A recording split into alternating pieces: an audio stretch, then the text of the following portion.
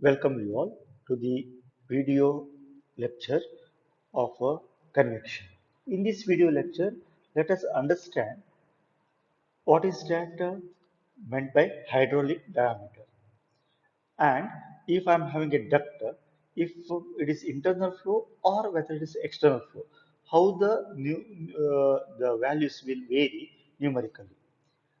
Hydraulic diameter is a concept where to use when I'm having a duct of different shapes and the characteristic length to be found out, becomes very difficult. So we use the wetted area, the perimeter, and the wetted area concept so that it will become easier to understand and to proceed with the same way what you are done. So the duct, AC duct, if it is cylindrical or if it is a head of a different shape, we are making that equal to the characteristic length by using this concept. And one more problem we are dealing if it is a flowing across the duct, if it is cylindrical and if it is a rectangular, how the values will be vary.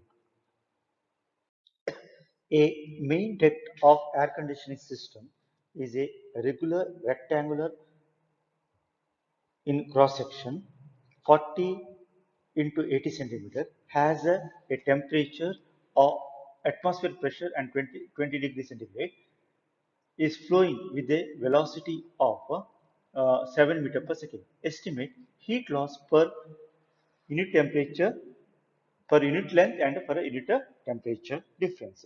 Of course, in this problem, the values have been given. That is a viscosity 15.06 into 10 to the power minus 6 meter square per second, and thermal diffusivity alpha is given as a 7.71 into 10 to the power minus 2, that is a meter square per hour, and k value k is equal to 0.0259, that is a watt per meter Kelvin. The characteristic length is a very essential. Here the duct is given, that is a AC duct has been given, and here we want to check the wetted perimeter. We wanted to check the wetted perimeter. The side B and A is given. So to find out the hydraulic diameter, which is made equivalent to the LC value, it is a 2 into AB divided by A plus B. One should remember this one whenever this is now characteristic length of a given duct in this shape. So using this one can write 2. The ducts are given. That is a, if you take the one side is 40 centimeter, that is a 0.4, and one more side is 0.8. I can write that as a zero point 0.8 into zero point 0.4 divided by A plus B, that is a zero point 0.8 plus a zero point 0.4. So it turns to be 0.533 meter. This turns to be 0.33 meter. Then the Reynolds number is equal to characteristic length, velocity with the kinematical viscosity. So it is equal to 0.533 into 7 divided by 15 point. So this is a given in the question itself. Otherwise, it's supposed to be found out by using the data handbook. For here, the properties of air, right? Because it's an air conditioning system, we have to take for the air. 0.248 into 10 to the power 6. This is the Reynolds number. Hence, the flow is turbulent. So we have to find out the Prandtl number. Prandtl number is not given in the problem, but we can suppose to find out the Prandtl number. To find out the Prandtl number, I can use mu Cp by K, right? Or we can also use the instead of mu, I can use rho into mu into Cp by K. So if I use this uh, relation, it will be nu by K divided by Cp into rho. This is nothing but thermal diffusivity, right? This is nothing but thermal diffusivity. So I can use this relation as a 15.06 into 10 to the power minus 6 divided by the alpha value is a given. The alpha value is given in a meter square per hour, but we want this answer in a meter square per second. So to convert that one, we can use um, the alpha value 7.71 into 10 to the power minus 2 to make the hour into seconds. 60 into 60, that is 3600, and Prandtl number turns to be on calculation 0.073. Once that is done, I can find out the Nusselt number.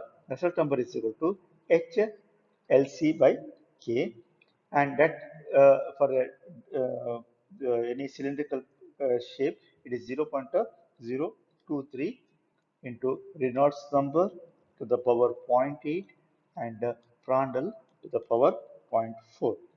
So on substitution, you get the value to be 0.023 into Reynolds number is 2.48 into 10 to the power 5 to the power zero point 0.8, and Prandtl it is a 0.073 to the power zero point 0.4, and Nusselt number turns to be 413.1. Once the Nusselt number is found out, we can find out the H value. So we know that Nusselt number is equal to H d by k, or that is also equal to H LC by K. So using that relation, I can find out the H value 413.1 into 0.0259 divided by 0.533. So the H value turns to be 20.07 watt per meter square degree centigrade. Area of the duct per length. So next one you have to find out the area of a duct per meter length is equal to 2 into A plus B into L. So here we have got 2. A is a 0.8 plus 0.4, and length, if it is not given, we are taking as 1.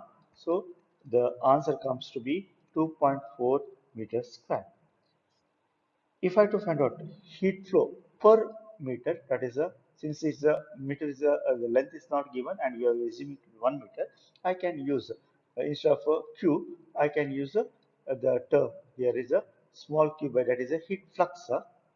Sorry, is a q by m. Q by m is equal to q by m is a small q, that is equal to area into uh, h into area into delta t. So h is a 2.4, not it is not h, that is area, and h value is a 20.07. You have found out with the temperature difference is a since he has asked us to estimate heat loss per unit temperature difference, so we are taking it as a 1, and it turns to be 48.17 watt.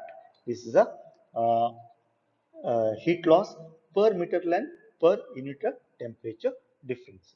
So only thing we have used here is a hydraulic diameter, so that it we can use the same correlation, right? If it is given in a triangle shape or any other shape, we can use this concept of vectored perimeter, vectored area and perimeter, so that we can bring into the equivalent to the cylindrical shape and proceed as such we have done in this problem. The next problem is problems where the air is flowing across the tube. It is not inside. So hydraulic diameter has nothing to do over here. So here we have to do the flow of the fluid across the duct. A air at 30 degrees centigrade is flowing across a tube with a velocity of 25 meter per second. The tube could be either a square with a side of 5 centimeter or a circular cylinder diameter of 5 centimeter. The tube surface temperature is 124 degrees centigrade. Compare the rate of heat transfer in each case. Of course, the correlation is not given, but as we refer the correlation in the handbook, Nusselt number, right, for the circular tube will be 0.027 with the Reynolds number d to the power 0.805 and Prandtl to the power 0.33 for circular tube, and for a square duct, it is a 0.102 with a Reynolds number. D stands for is the diameter to the power 0.675 with the Prandtl to the power 0.333. So these are the values. If not given in the question paper, it is available in the. It is surely available in the data handbook. So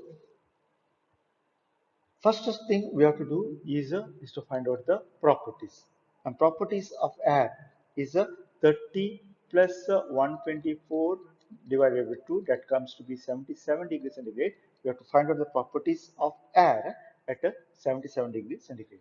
So pneumatic viscosity will be 20.92 into 10 to the power minus 6, and K value is 3 into 10 to the power minus 2 watt per meter Kelvin, and Prandtl number is to be 0.7. To find out the Reynolds number is our next target. To find out the Reynolds number, we can use the relation is a diameter into velocity by viscosity. So here that is a 0.05 into 25 divided by viscosity is a 20.92 into 10 to the power minus 6, and that turns to be 5975 1.43 is the Reynolds number. If I'm using that correlation for the circular diameter, Nusselt number, right, for the circular diameter can be used as a ht by k, and that is equal to the we have written the correlation 0.027 to the, and Reynolds D stands for the diameter to the power 0.805 and Prandtl to the power 0.33. So here h value into D is 0.05 and K value is 0.03 is equal to 0.027, and Reynolds number is a 59751.43 to the power 0.805, and Prandtl number is a 0.7 to the power 0.33. So therefore H value is a 100.78 watt per meter square Kelvin. Therefore Q turns to be, that is a H into area into delta T. So H area is nothing but pi d L into temperature difference. That is a, in this case it is a 124 minus 30. So H value is 100.78 and pi into D is 0.05 into 1 with the 124 minus 30, and the answer turns to be the answer comes to be 1488 watt will get the heat transfer across the circular duct as a 1488 watt. To see it is for the square duct, we can use the formula Nusselt number D is equal to HD by K, that is equal to 0.102 Reynolds to the power 0.675. Here D stands for diameter and Prandtl to the power 0.33. So here H value is unknown and D value is 0.05 by K.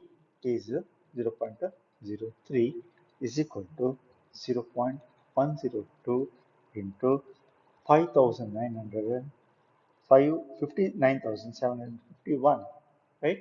That is the Reynolds number we got. The power 0.675, the Prandtl number 0.7 to the power 0.33.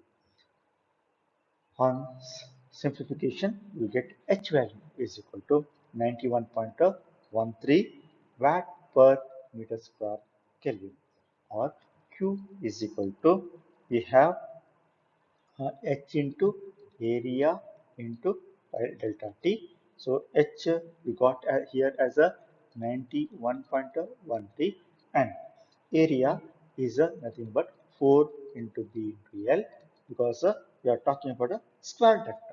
We are talking here it is a square duct, so I can use this formula into delta T.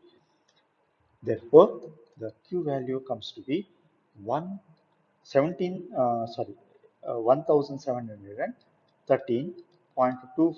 So, if you compare this with the earlier value, here it is more than the heat loss, right? The heat transfer in the heat loss across the pipe will be more in case of square duct compared to the circular duct.